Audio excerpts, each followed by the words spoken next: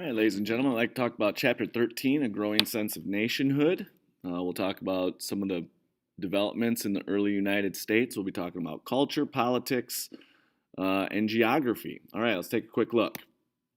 So there's three features that we want to take a look at in the American landscape, one of them being the Appalachian Mountains, running north to south along the East Coast. Then we see the Mississippi River and the importance that rivers play in the early United States. We see the Mississippi and its tributaries, the Missouri and the Ohio River. A lot of settlement along these rivers, and then we see exploration into the west, particularly along the Missouri River. And then we see, of course, the western frontier, which is a lot of unexplored wilderness that we'll talk about and see how it eventually becomes part of the United States. But there's some intrigue there. What are we going to do with the western portion of the United States here in the future? And we'll talk about some of that later on. All right, we got these three geographical regions. We'll talk about the West here in upcoming chapters. We've got the Northeast, the areas around Boston and Massachusetts, New York, Connecticut, Rhode Island, Maine, those areas. And then, of course, you've got the South with Mississippi, Alabama, Georgia, South Carolina, those states that eventually make up what becomes known as the South, becoming their own distinct regions.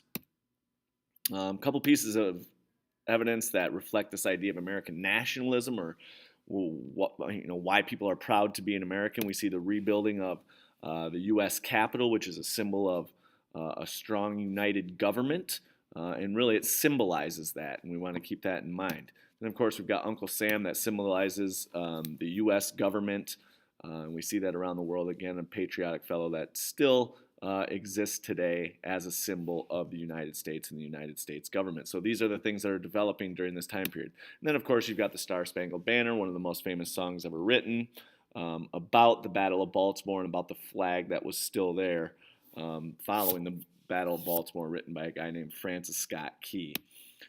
The politics of this time period becomes known as the era of good feelings, and this is during James Monroe's presidency. And what we see political parties really getting along and getting things done, and there wasn't much divisiveness within the U.S. government during this time period. This is the rise of the Democratic Republicans, and really after the War of 1812, we see the Federalist Party within the United States kind of falling to the wayside, but nonetheless, we know this time period as the era of good feelings. We'll talk about American art. We'll talk about folk art first. Usually, this is simple, not always realistic, but a lot of the time very colorful. This is simply artwork done by untrained, ordinary people. And that's why they call it folk art. They used everyday objects. They painted signs, murals. They made things like quilts. And again, this is untrained people that are using things around their homes to create this artwork, which becomes known as folk art. Then we've got the Hudson River School. We see how the United States and America's culture is reflected here. They're painting America's landscape, and they're using it. The landscapes were often idealized with the light coming through that has a lot of symbolism for a higher power, shining down on the United States. With the Hudson River School, that's usually a pretty definitive sign of a piece of artwork from this particular art category. Then we've got a guy named John Audubon. He was a naturalist, a scientist that was more into birds than artwork, but we see the birds that he painted and created were North American birds. And the Audubon Society is a bird society that still exists today. His work was really realistic, which makes it very important in recording some of the natural history of the United States. Then we've got George Catlin, who would go out to the western frontier, and he observed a lot of Native Americans in the western frontier, and he painted the depictions of them living their lives in the way that they knew, really depicting Native American culture, which later, again, will be reflected in U.S. culture as time goes on.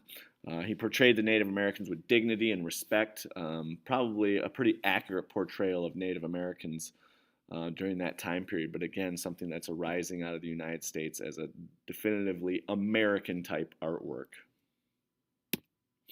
Then we've got music.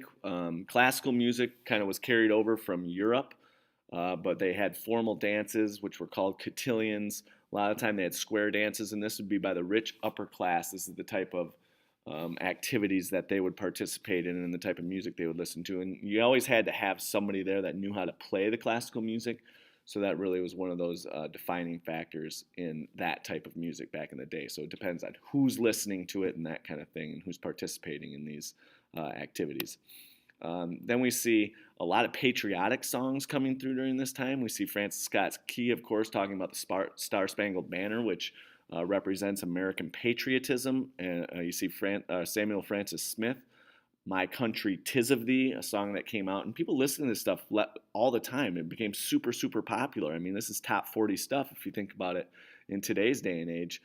These songs were really popular. Everybody knew them. Everybody could sing along, and that's really the significance is that patriotic tone. Then we see African Americans. The slaves would sing spirituals and folk songs, really telling a story about their life and the plight that they had. And this type of music, while it was very significant, really only was happening in the African American enslaved communities during this time period. But the thing about that is that we see white composers creating what become known as minstrel songs, and what this does is this ultimately mimics the African American enslaved music that was developing during this time period. And we call these things minstrel shows, where they would dress up as African Americans, even paint their faces, and put on a little production mimicking this black music. And one of the examples would be Stephen Foster's "Oh Susanna." And then we'll take a look at the books. We've got guys like Washington Irving writing what is known as The Legend of Sleepy Hollow, and Rip Van Winkle. The setting of the stories are what really make it all American. It's set in the wilds of upstate New York, and we see really it doesn't have to do with the story so much, but more of the setting. James Fenimore Cooper, Last of the Mohicans, he's writing about adventures on the frontier, which a lot of Americans were experiencing. Again, the setting and the experiences are what make this an all-American type book that reflects American culture, the life of a frontiersman who is rugged and hardy, and really giving that image out there. And then you've got a guy like Davy Crockett. He uses his experiences, he exaggerates them a little bit, of course, like with everything.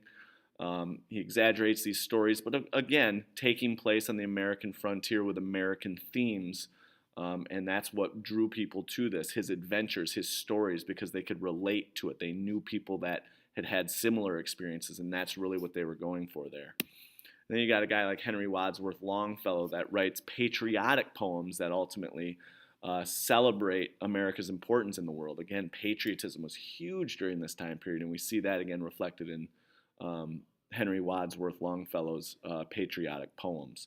So there you have a few different categories reflecting American culture.